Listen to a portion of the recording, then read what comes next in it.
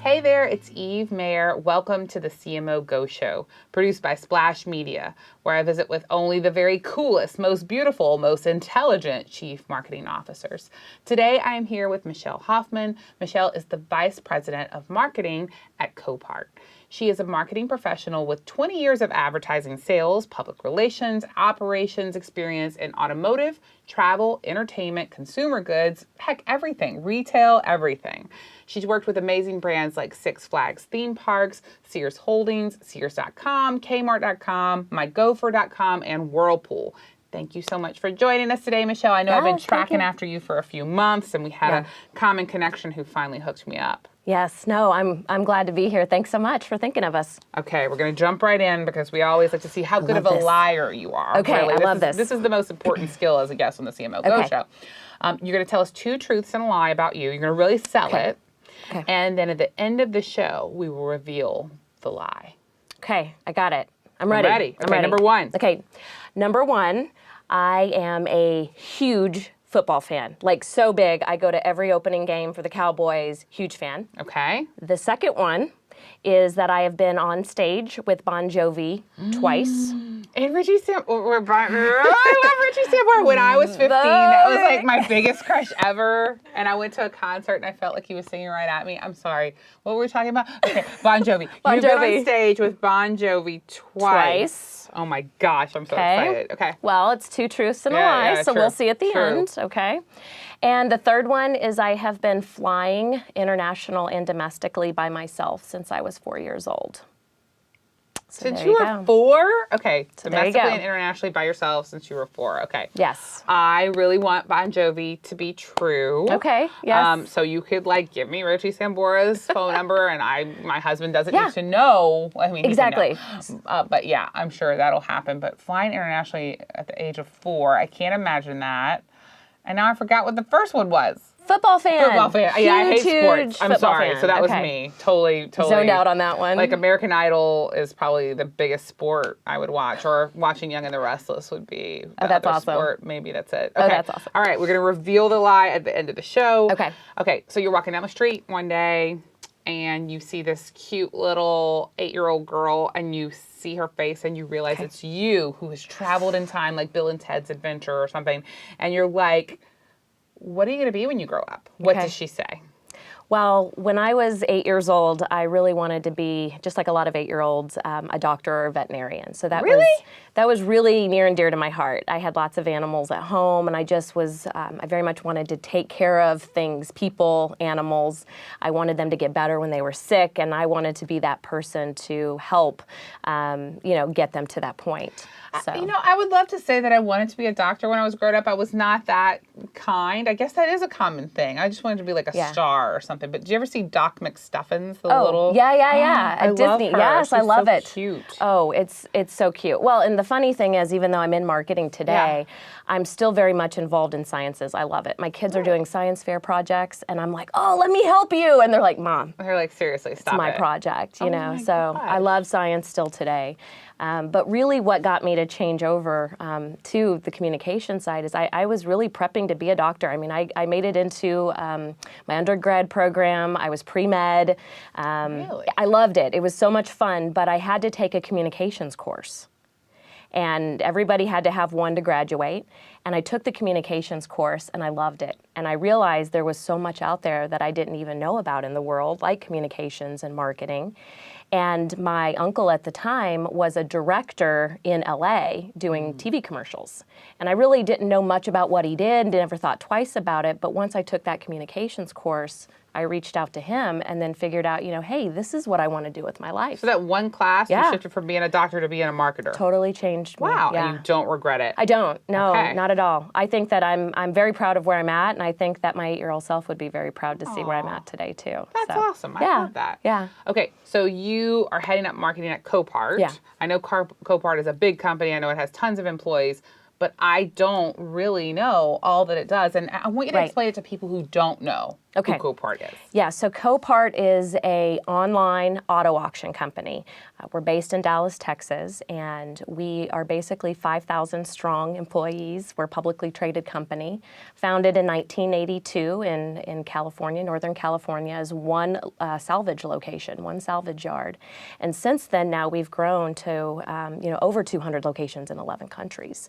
So Copart, even though it is a big company today, we have some very kind of humble beginnings there. But what we're responsible for is really connecting sellers of vehicles, so call them insurance companies, maybe they're repossession companies or municipalities, and they're wanting to sell their cars that they have, and they need a platform. And so our platform uses a patented technology to auction off these cars all over the world.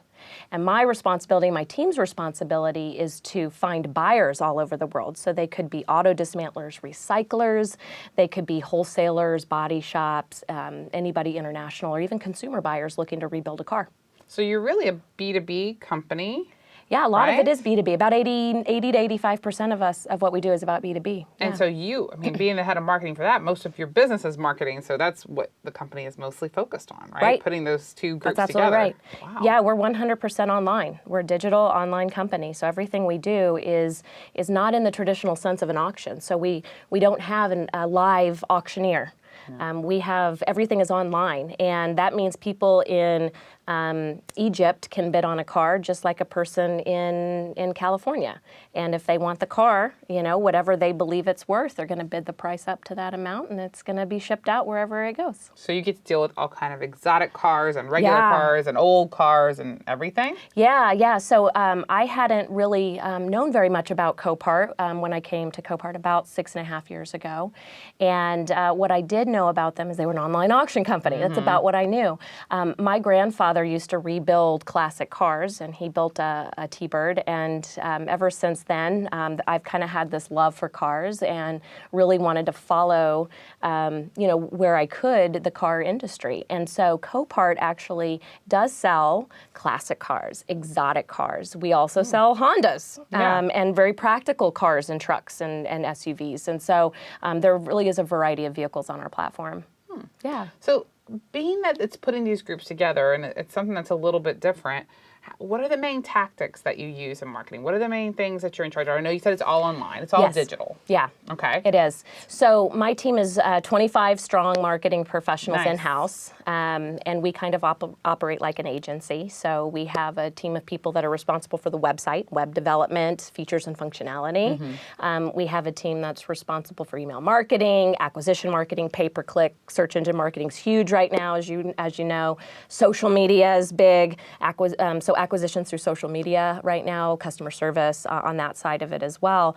We have an in-house videographer. So we're using all of these skills, and we're going out there and doing tailored and targeted marketing to our buyers based on their buyer behaviors and their habits, really. And it's all about finding the right experience and pairing up those potential buyers with the right car. Of all those things that you're doing, can you tell me the one that you were like, thought it would be a part of it, but it has become a larger part than you expected? Yeah, so when I first started, social media was pretty big, but not in the auto industry. It was still kind of coming up about 6-7 years ago. And especially in the B2B world, it was almost non-existent, right? And so this is one of the areas that I'm actually quite excited has continued to grow for Copart. We have influencers that we work with now, just like a lot of big brands that are out there, talking about rebuilding cars, buying cars through Copart. But we also have a lot of enthusiasts that are actively out there talking about Copart. An example would be about 5 years ago, we had maybe five or 8 videos about Copart, outside of Copart people putting them up there, right? From people who had purchased cars at Copart, and they were talking about it. Today, we get more than 5 videos a day. I love it. About people just having fun. They're at a Copart auction, and you don't have to be there in person, but they want to come out, take a look at the car. So you have people walking through our facilities, looking at cars. That's one video I just recently saw. Somebody teaching others how to register for free at Copart.com. So now you have all of these enthusiasts that are out there talking about, hey, I just bought this car at Copart, and I'm going to rebuild it.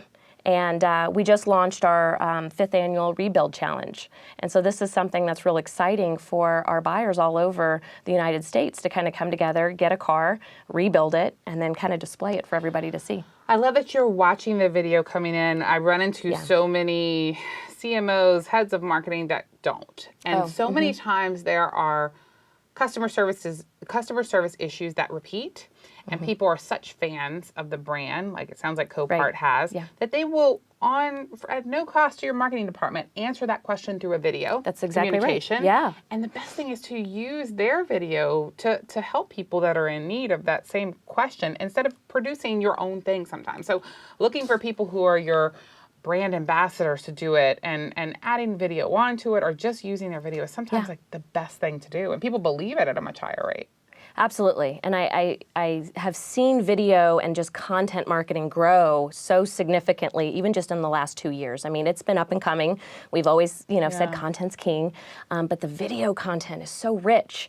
And to get those enthusiasts to be able to answer questions for you, we get that in social media through Facebook as well.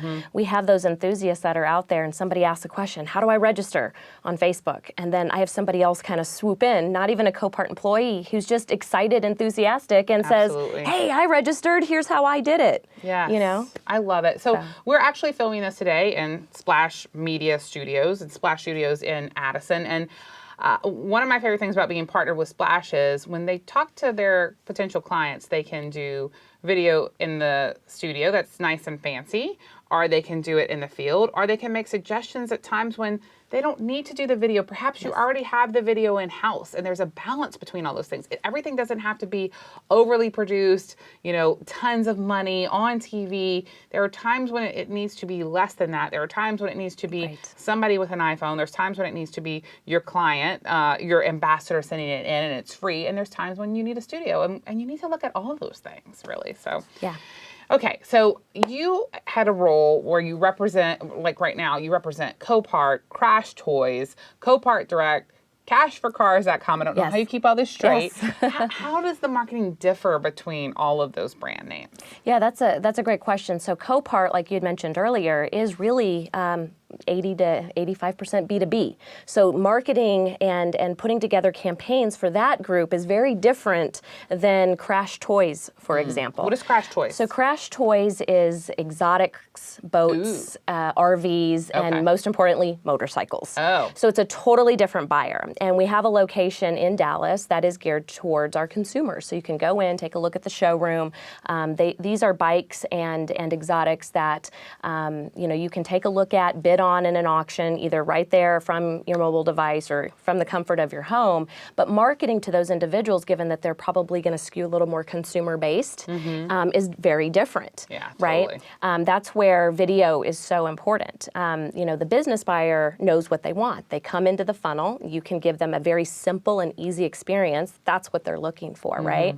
Now, consumer buyers want a little more hand-holding. They want to know why this is a great vehicle. They want to be able to imagine the possibilities. And that's, we have to change our marketing strategy. And then our Copart Direct and our Cash for Cars business is our car buying side of the business. So if you've got grandma's old car and she's not driving anymore, and you don't know what to do with that car, you give us a call and we'll buy the car from you. Nice. And so that audience is in a totally different stage in the car buying process or selling process. And so we're there to try to help let them know that if they have a problem, we have the solution. We can come out and pick up their car. So I hear a lot of innovative things that you're talking about, and I'm always curious because I think that now a marketer has to balance analytics and creativity. Right. I am definitely more creative. I have a business partner who also happens to be my husband. Okay. And he is definitely more analytical. And together we're like kind of a perfect person, Halfway we're half of a perfect person. But what about you? Like which way do you lean more toward? That's so hard. I want to say that I'm creative. I mean, a lot of marketers are very creative. I do have that creative bug in me, but I have to lean more analytics. Really? Yeah, Okay. I'm very much numbers driven. And so when we're putting together marketing campaigns, I've got to see the numbers behind it. But I also do marketing with heart. I've been in the business a long time. Sometimes it's making decisions based on what you know to be right. So a lot of what I'm doing is number crunching. My team, we're looking at numbers. I challenge them all the time to say, okay, you've just run a test. You did an A/B test. Which one outperformed the other? But it's a little bit more than that. It's also understanding the buyers and really understanding which campaigns are going to work best from them. And sometimes you got to just lean more on your gut and where it's going. So yeah, there has to be some kind of human connection yeah, with it. So you just said that you're more analytically driven, but what I really heard you talk about was like relationships and human interaction. So I'm surprised to hear you're more analytically driven. Yeah. That sounds like a good mix. Yeah.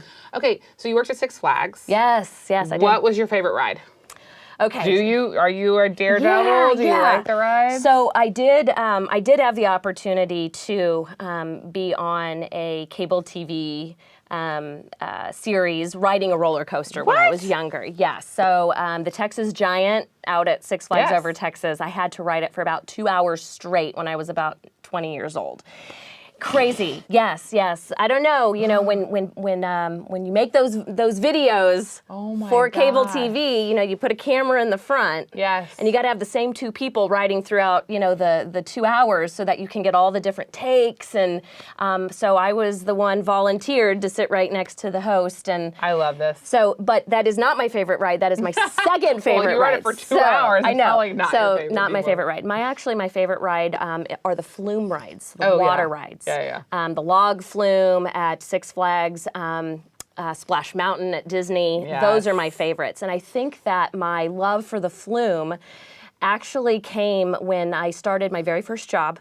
I found out that I got a full-time job the day I turned 16 years old. Yes. And I was going to be a ride operator at Six Flags Over Texas. Oh my gosh. Yeah. So when I was 18, I moved to Florida and went to work at Disney World, and I was one of the test riders for Splash Mountain. Oh my gosh. I took my we would have life totally into my own hands. Oh my and gosh. it was totally worth it. I rode it like 7 times that day. So see, that's amazing. That's what's awesome about working at a theme park. Yes. And so I started when I was 16, and I was with Six Flags for almost 13 years. Progressed through and graduated with my degree, and that was my first full-time job out of college. But the flume ride was my first ride that I worked, and so I have this love for it. Oh, I totally understand that. That's beautiful. So now I go around and I try anytime I can to ride flume rides at different theme parks. So I'm glad we have that connection. Splash Mountain is awesome. So. Oh, it is. Yeah. Okay, cool. So all these weird things you've kind of done. You had like very varied experience, right? Yeah. How did it prepare you for the job you have now? Well, I think what I have learned over the years, a couple things I've learned over the years. Number one is having a variety of different managers, I learned the people side. I think that is so important in being a good marketer, is understanding your people and putting the right people into the right roles. And so from my previous experience, I learned things that I really, really liked and wanted to be when I grew up versus things that I said, you know what, that's not my style. I'm not going to manage that way. You're so much nicer than I am, Michelle, because I think back to the bosses I've had, and I think he was a jerk, and I will never do things that way. But I loved the political way that you said that. Well, it's... And then I think this guy, I'll important. say it, Mark Jones and Billy Johnson were my 2 favorite bosses I've ever had. Yes.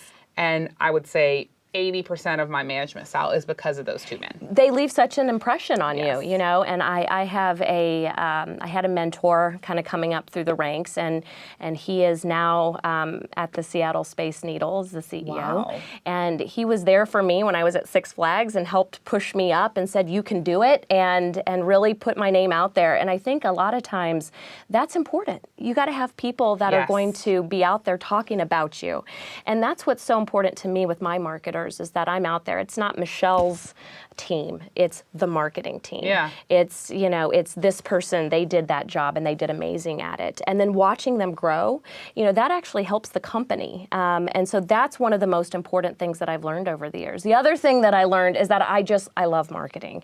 I mean, I really, you know, when I started out, I was a journalism major in communications, so I was doing public relations at Six Flags as my full-time job. Yeah. I did love it. Okay, I loved being in front of the camera. I loved working with the media. I loved all of that. But what I didn't even know is that at the time, the internet was coming up. And they didn't know where to put the website. Because, you know, where do you put that? Is that marketing? Is that advertising? So they said, hey, Michelle, you're in PR. Can you, you know, public relations, can you figure this out? Can you get our website up and running with corporate? And I was there to do that. And when I did, I realized, whoa, mind blown. I love this stuff. Yes. And kind of switched over to the other side of marketing. Well, I can see you being in front of the camera. You're gorgeous, and that makes thank a lot of you. sense to me. But I just want to say to our audience, if you are younger than I am right now, and you're new in your career, I want you to hear what Michelle is saying and what I'm saying. Let's say you're somewhere right now and you think you love what you're in, and maybe you do. Sometimes you stumble into these things that are just a revelation about where your life is going to go, and it's almost an accident.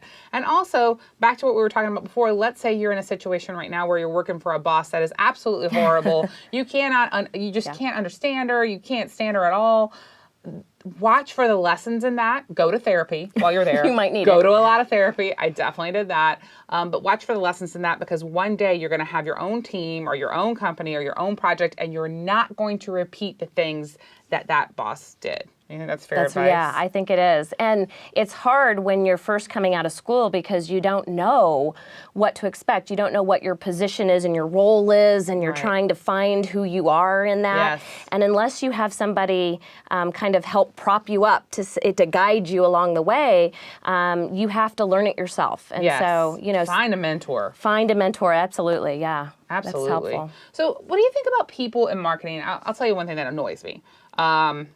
People acting like they have it all figured out. So I am a social media expert. I'm a digital marketing expert. I've started talking about company culture and core values over the past couple of years, but I am here to vehemently say I absolutely do not have everything figured out in any of those fields or anything in life. I'm still figuring it out. I'm just getting to where my hair curls the right way. So, so many marketers are throwing around terms like artificial intelligence, virtual reality, all these things. I think especially a lot of B2B companies are just not that advanced in yet. So I think there's this pressure to act like we have everything figured out when technology is changing so quickly. What are your thoughts on that? Yeah, so, what's important is to just stay up with the trends. Yeah. And sometimes they turn into something bigger, like social media, right? And you don't want to be the follower. You want to be the leader in this. And sometimes that means taking risks with technology, but calculated risks. Yes. Right? Really understanding what's coming up right now and how that could impact your business in a positive or negative way. And if it's something that makes sense for your business, you got to jump on it, even if it fizzles out and it turns into nothing later on, because what if it became something really big? That's how I look at artificial intelligence, AI technology. That's how I look at augmented realities, all these things that are kind of coming up right now. And how do you look at that, right? From an AI perspective, it is so much more. I mean, people think sometimes of, oh, that's a robot. Mm-hmm. I'm not in a field that needs a robot. Well, it's not robots anymore. That's not what it is.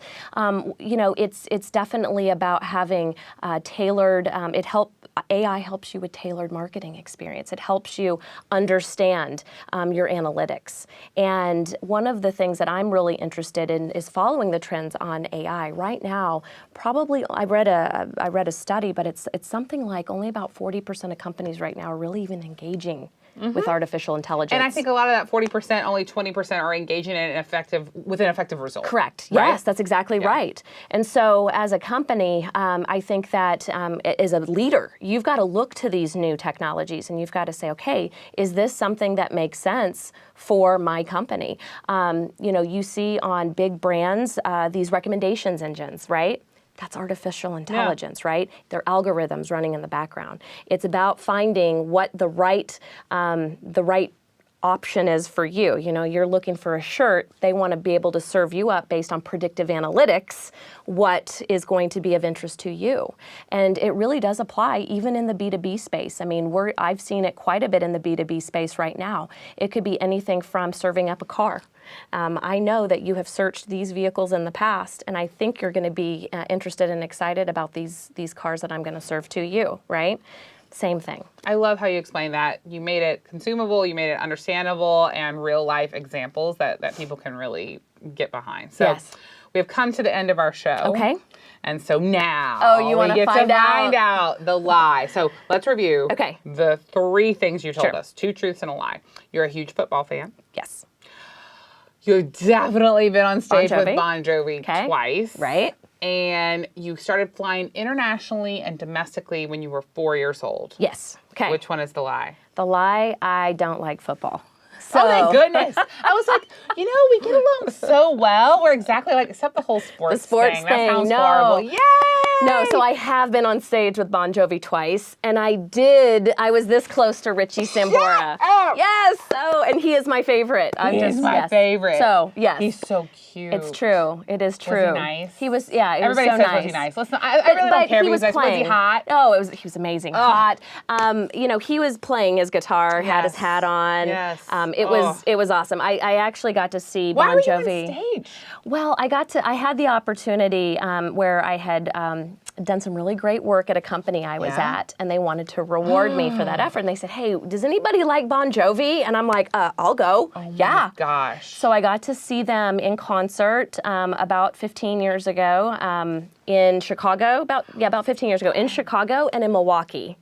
And I got to go up on stage with them. That's amazing. Yes. I'm really jealous of you right now. I'm a huge Bon Jovi fan. Oh, I am too. All right. Okay, so guys, thank you so much. Michelle, thank you so much for telling me about Richie Sambora. That was my favorite part. Thank you for spending time with us on the CMO Go Show, produced by Splash Media. And until next time, thanks so much for joining us.